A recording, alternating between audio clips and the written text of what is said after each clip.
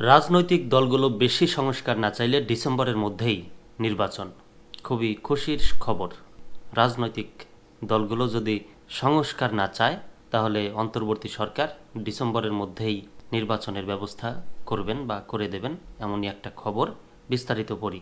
প্রধান উপদেষ্টা প্রেস সচিব শফিকুল আলম বলেছেন, রাজনৈতিক দলগুলো বেশি সংস্কার না চাইলে ডিসেম্বরের মধ্যে নির্বাচন, এবং সংস্কার বেশি চাইলে আরও 6 মাস বেশি সময় দিতে হবে।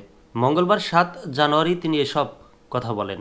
আর একটা খবর এখানে আছে, 2025-এ নির্বাচন চায় দলগুলো। অন্তর্বর্তী সরকারের প্রধান উপদেষ্টা ডক্টর মোহাম্মদ ইউনূস জাতির উদ্দেশ্যে দেওয়া ভাষণে আগামী জাতীয় সংসদ নির্বাচন অনুষ্ঠান নিয়ে সম্ভাব্য সময়সীমা ঘোষণা করেছেন। চলতি বছরের শেষের দিকে কিংবা আগামী বছরের শুরুতে নির্বাচন অনুষ্ঠানের কথা বলেছেন। তবে বিএনপি, জামায়াত সহ কয়েকটি দল মনে করে সরকার চাইলে 2025 সালের মধ্যেই সংসদ নির্বাচন করতে পারে।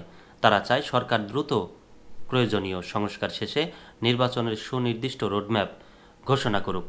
কেউ কেউ বলছেন, নির্বাচন কমিশন নতুন ভোটার তালিকা তৈরির যে কার্যক্রম নিয়েছে তা এপ্রিল-মে মাসের মধ্যে শেষ হবে।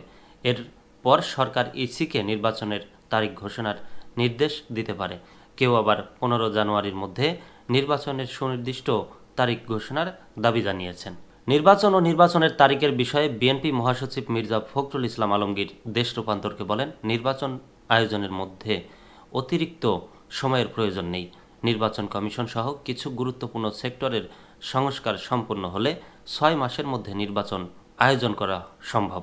তবে নির্বাচন আয়োজনের জন্য সরকারকে আমরা 2025 সালের পুরো সময়টাই দিতে চাই।